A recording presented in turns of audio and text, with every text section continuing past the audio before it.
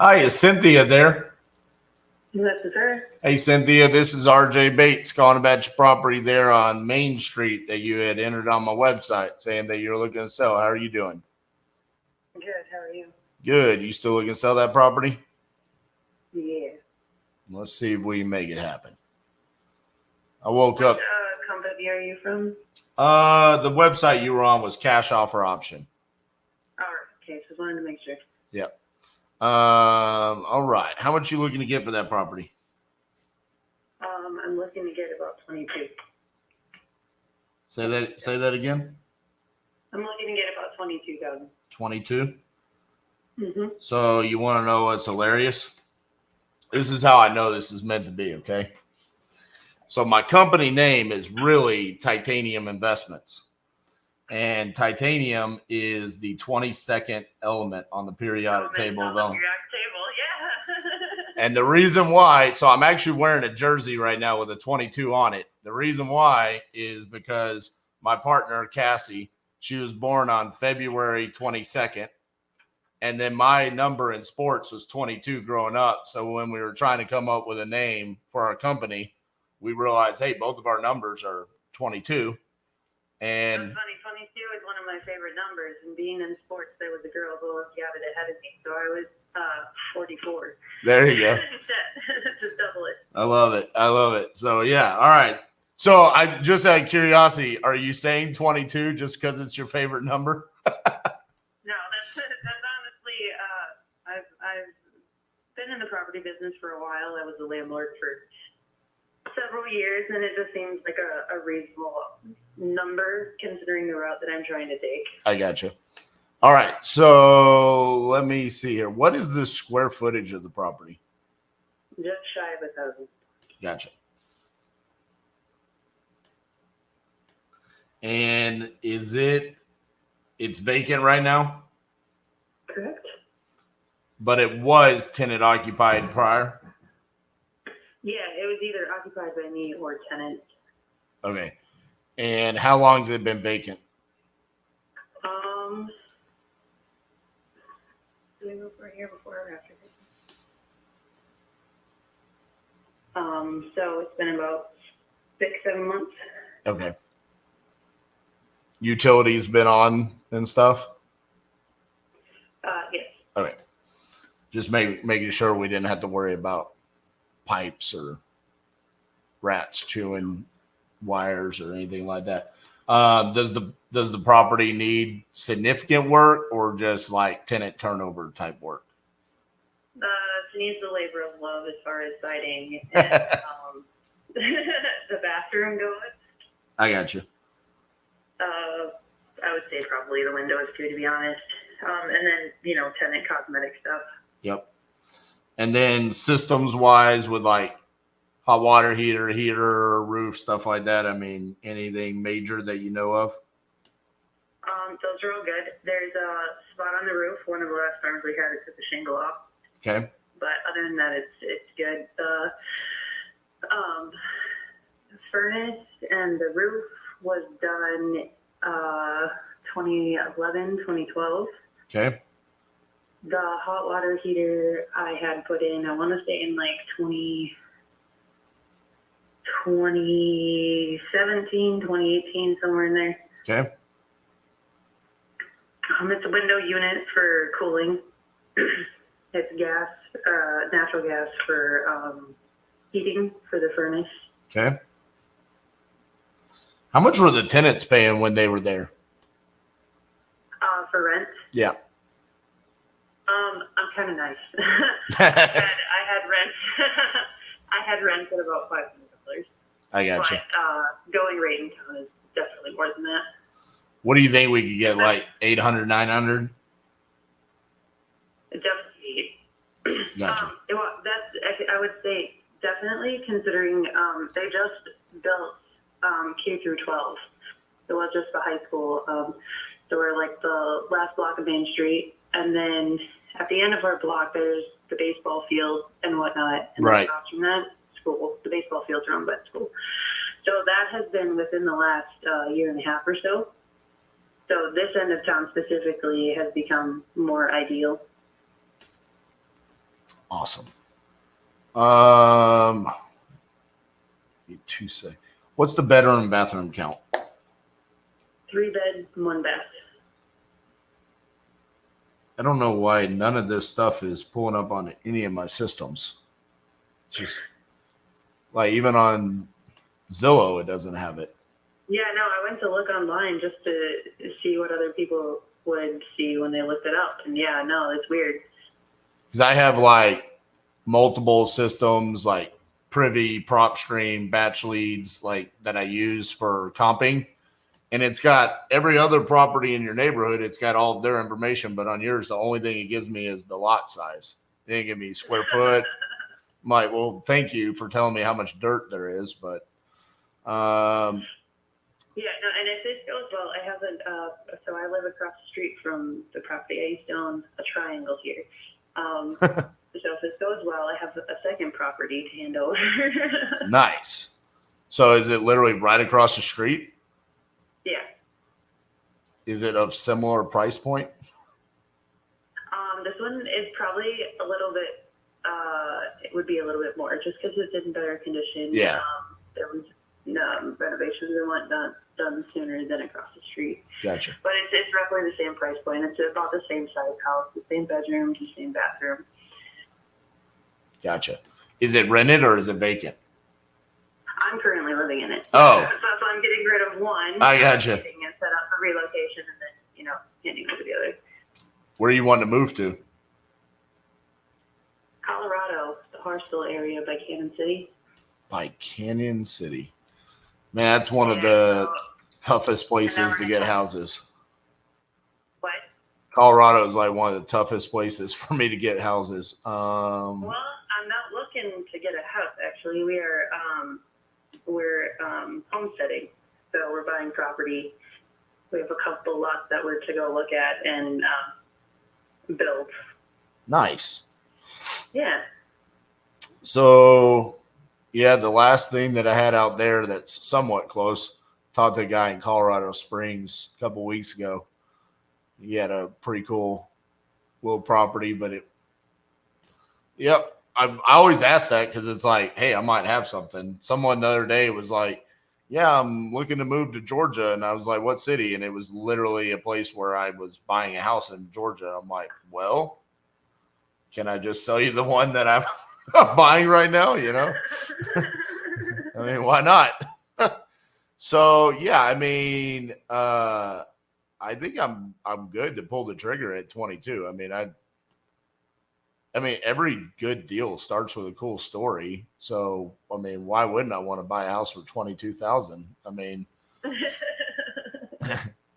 I would almost feel like I'm disgracing my own company if I tried to negotiate you down a little bit. So, yeah, I mean, if you're good, I'm good at the 22,000. So the way it works with us is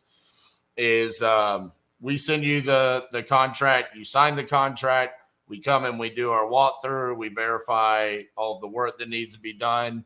You were pretty thorough with what you told me about the conditions, so I feel pretty confident. But say everything is good, then we'll probably close sometime mid-July.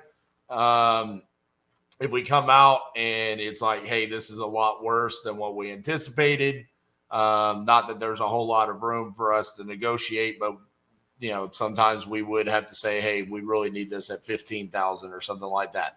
If that's the case, it's up to you. You either say yes or no. If you say no, then I either have the right to close at 22,000 or I terminate. So that's kind of the way it goes. I would tell you, I'm pretty damn good at what I do. So more often than not, we do not try to renegotiate. So pretty good at analyzing deals, and on this deal, I'm pretty confident in our numbers. So I don't foresee that being an issue there. All right. So if you're ready, I can send over the contract to you now. Are you the sole owner, or who are the owners of the property? I'm the sole owner of that property. So the reason for getting rid of them separately in part two is because I have a mortgage on this other property with an ex-husband. So I'd like to get rid of that and not deal with him. So I'm the sole owner for the 908 property. Right. Gotcha. So on the other one, he technically is a seller too, right? Well, he doesn't own the property, but he's on the mortgage. So like when I had the divorce done and whatnot, I went over to the courthouse, filed paperwork and whatnot. Gotcha. So that the properties are solely in my name. He's just on the mortgage. So if I sold this house, this 907 house, with the mortgage still on it, I would have to deal with him just because of the mortgage. But if the mortgage is gone, I don't have to deal with him at all. Well, that's kind of interesting because if he's not an owner technically, then I still have to get him to sign the paperwork I gotcha. With the mortgage company that we have to agree to, release the mortgage with an amount on it. I gotcha. Okay, so 908, 22K. I'm going to send you a contract for that. I know you want to wait, but how much do you want for 907? I was hoping 28 to 30. Okay. And what you said the square footage is similar? Yeah. The difference with this house is it has vinyl siding. It has a metal roof on the home. The garage is in better condition on this property. And the only major things that need repaired, I would say that would be the bathroom and then flooring. Otherwise, everything else is pretty good. I would say paint just because I have had tenants live in this house, and I moved here to to start the process of relocating and whatnot and organizing of getting rid of houses. So I haven't done anything just because, to be honest, I don't care. Okay, so I'm looking on Street View. So 909 is this White House, right? Yes, to the west. And then 907 is the tan house with the black shutters and the white metal roof. That looks like a nice little house. It is. Yeah, I mean, did you pour like a new driveway? No, so when I bought 908, the gentleman who owned this house was renovating it, and he just had gotten done, and then he was a single male living alone and got the flu, and ended up passing away. So, oh man. Yeah, and the other house that I bought, 910, blue one next to 908, was a really close family friend who had passed away. So I bought that house on share sale, and then I bought this one. I got to know his power of attorney, who was his longtime childhood friend, and I got a deal on this property as well. So I was pretty fortunate, especially the times that I did it. Yeah, so really taken care of by time that I had marketed. So did you already sell 910? Yeah, I did that in order to divorce my ex. Gotcha. All right, so 22 for 908, and then 907, you said you want like 28, 30,000, somewhere around there? Yeah. Anything need to be done to that one? I mean, it looks, what year was that built? It looks newer. It was built in the 30s. So yeah, Gene Longstrom was the previous owner of this home. And I watched him do everything. He repainted, he put some paneling up inside a couple of the bedrooms, poured the concrete driveway, did the siding, the metal roof, new windows. He did a really great job. So if I say I want to buy both, you need to sell 908 first. For what reason? What's the reason why we need to close on that one first? So I can pay the mortgage off for 907 and sell the property. But if you're willing to be patient and help me, be supportive through that process, I'm not opposed to doing both at one time if that sounds good to you. Well, realistically, I mean, we could contract both of them and then just close 907 first. So then you can pay off close on 908 sorry, the numbers get a little bit confusing. Close on 908, you pay off 907's mortgage, and then we'll close on 907. Yeah, when you're ready to move, because you still need to find the land and whatnot in Colorado, right? Yeah, like I said, there's 3 properties that we're be looking at soon. So I would anticipate that by that time we would have a pretty good idea what's happening. Maybe just a couple weeks extra. Right, which is perfect. I mean, we close on one, and then 2 weeks later we close on the next. Yeah. Maybe we'll do it 22 days apart. That would be fine. All right. I know, right? All right. What is your email address?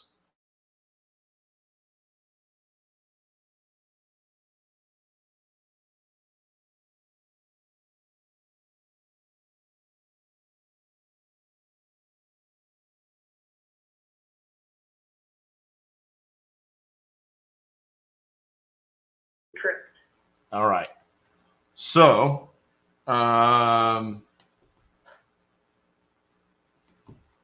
do you want me to send you those contracts right now? Yeah, that would be fine. I actually need to head out. I have a doctor's appointment that I need to get to, but if you want to send those over, I'll look up them. Yeah. So what I'll do is I'll send them over to the email. I'll just do it as 2 separate emails, and the subject title will be the address, and then it'll be coming through Dropbox sign, so it's similar to DocuSign. And then you can just sign them when you're ready. Let me know if you have any questions. This is my office phone number. So just feel free to call and just ask. My name's RJ Bates. Ooh, that last name though, maybe I should be scared.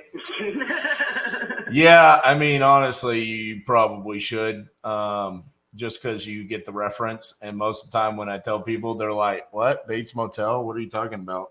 I'm like, don't worry about it. Just come stay at my motel. I love it. All right. Well, yeah, I'll get those sent over to you. And like I said, we'll work around your time there. And I'll put a closing date on here for both of them. But with understanding that 907 will happen on the time frame that you need it to happen. Okay. All right. Sounds good. I appreciate it. All right, Cynthia. Talk to you soon. Okay. Thank you. All right, bye-bye. Bye. Boom, baby. 2-for-1 special.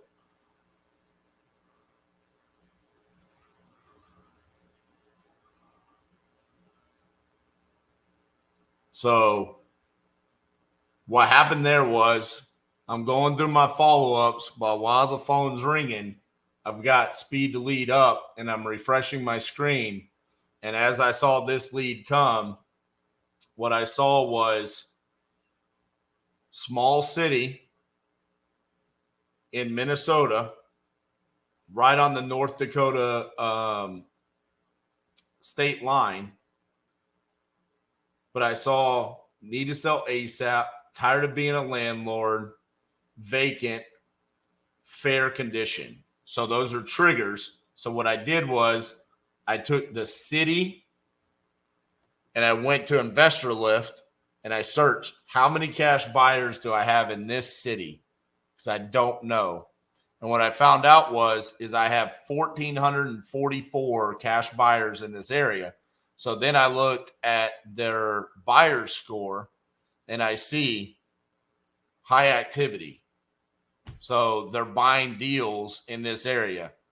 Flip history, flipper, landlord, flipper. Okay, so we have buyers there. So because it was kind of a relatively remote location, the lead wasn't as expensive as this would have been in another area.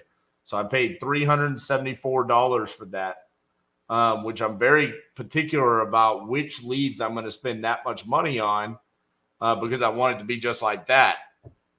And then boom. So for $374, I was able to have that conversation and get 2 deals out of it.